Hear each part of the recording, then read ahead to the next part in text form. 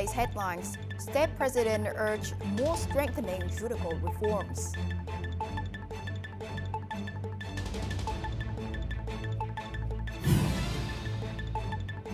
And later on, atomic energy law to be revised to meet development requirements.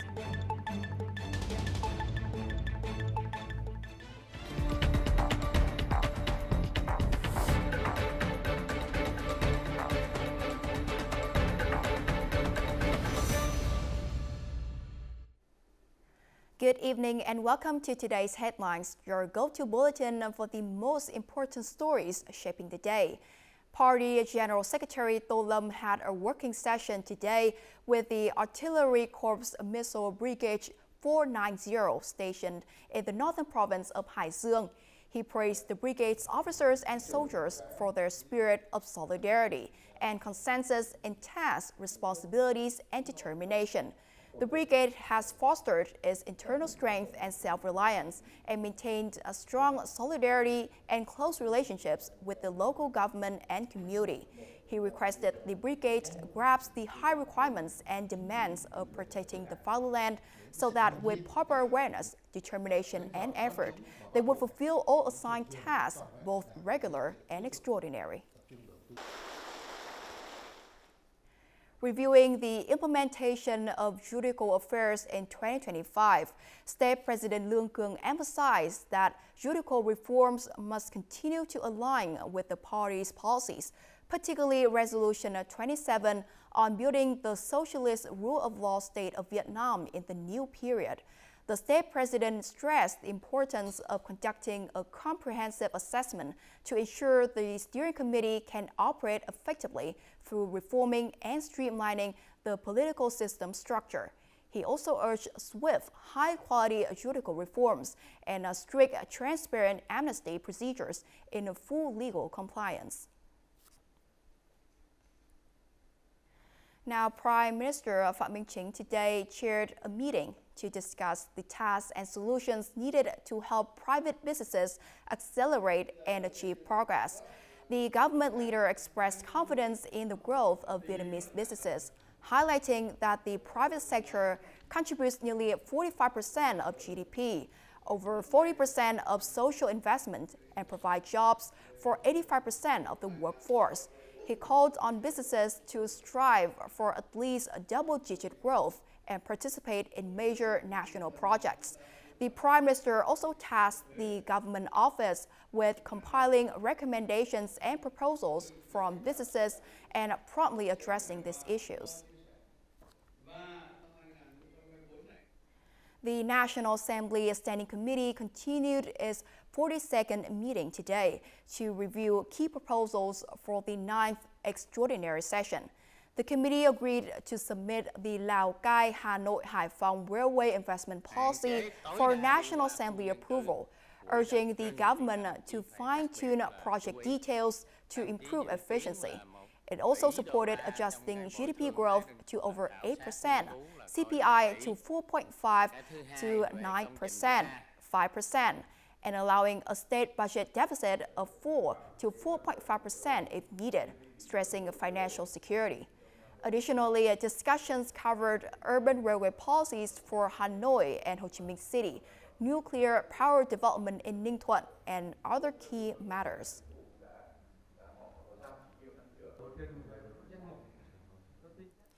The Ministry of Science and Technology is developing the draft revised law on atomic energy, seeking a public feedback and registration in the legislative program of the 15th National Assembly for 2025.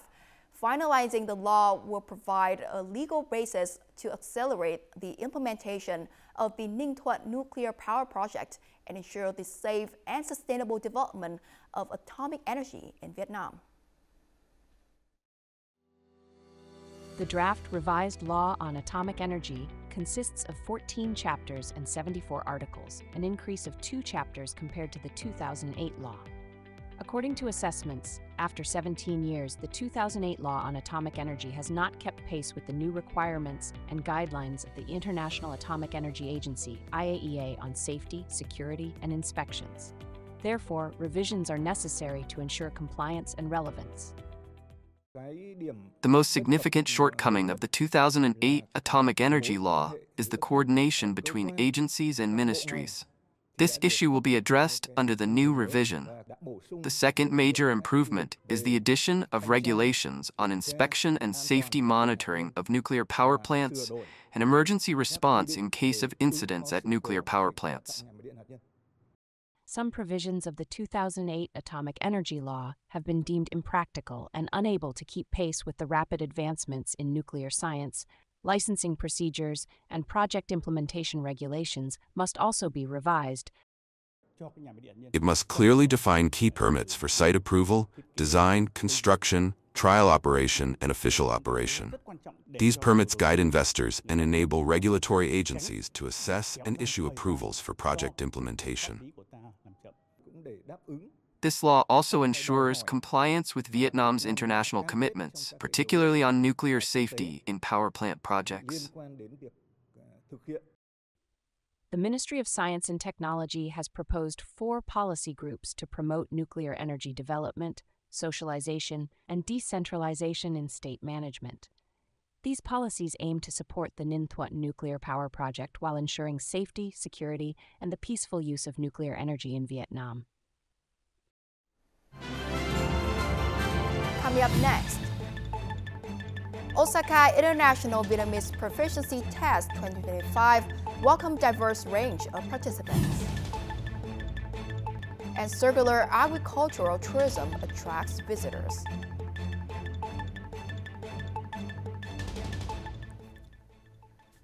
Welcome back to today's headlines. The 8th Osaka International Vietnamese Proficiency Test took place on February the 9th, organized by the Osaka University, the Center for Vietnamese Studies and related units to assess Vietnamese proficiency among learners in Japan. Now this year, 155 candidates from Osaka and Tokyo participated, divided into 3 levels and 6 proficiency frames. In collaboration with Vietnamese associations, the Vietnamese language department at Osaka University has played a key role in overseeing the test since its launch in 2020. The number of candidates has grown over 8 editions, shifting from mainly students to a more diverse range of participants, contributing to the spread of Vietnamese in Japan. A ceremony is scheduled to be held at the Thăng Long Imperial Citadel this Friday to mark the recognition of Hanoi's 2 craft villages, Ba Chang Pottery Village in Gia Lâm District and Vạn Phúc Silk Weaving Village in Hà Đông District, as members of the World Crafts Cities Network. According to the Hanoi Municipal Department of Agriculture and Rural Development, these 2 villages were officially recognized as members of the World Craft Cities Network in late 2024. They are the first 2 traditional craft villages in Vietnam to be approved as global network members. Agricultural tourism in Ho Chi Minh City spans a variety of experiences, from vegetable farming to exploring craft villages and enjoying national ecological sites. Notably, a distinctive circular agricultural tourism trip focused on sustainability and minimizing waste has also emerged in the city's heart, drawing many tourists' attention. In this closed-loop model, garbage emissions and waste are nearly zero, with organic waste recycled for other uses. Visitors are also amazed by the thatched houses with earthen walls. I learned 2 key points. Organic farming improves farmers' lives, and circular cooperatives help preserve agricultural land and support sustainable development. The 1-hectare circular farm is divided into 3 sections: livestock, crops, and aquaculture. Its key feature is a closed production system where waste and byproducts from one process are repurposed as inputs for another, powered by scientific and biotechnological innovations. We use a 3-level farming model with pigeons on top, goats in the middle, and chickens on the bottom. Manure is treated with biotechnology to prevent odor, then composted for 3 weeks to fertilize the farm and fruit trees. The farm welcomes around 100 visitors each week. This business model is viewed as the key to resource efficiency, environmental protection, climate change adaptation, and sustainable development while balancing economic and ecological benefits.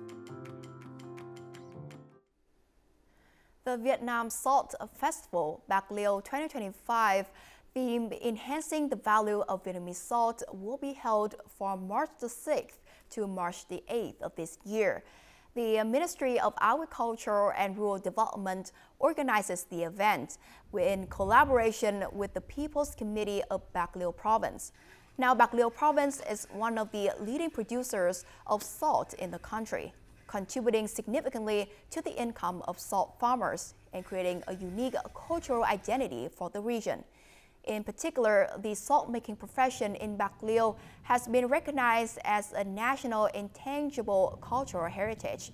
Bạc Liêu salt is also renowned for its high quality and has become an important export item.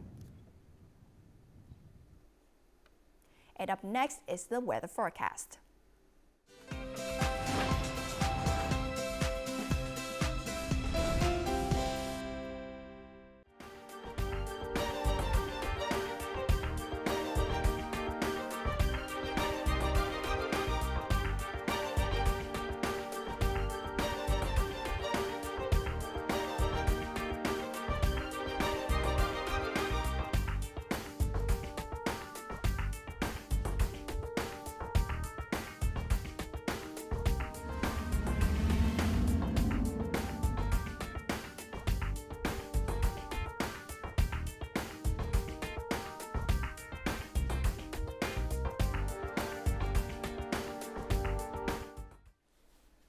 And that's the end of today's headlines. To rewatch our program, you can download VTVgo from App Store or Google Play, or visit our YouTube channel, VTV4Go.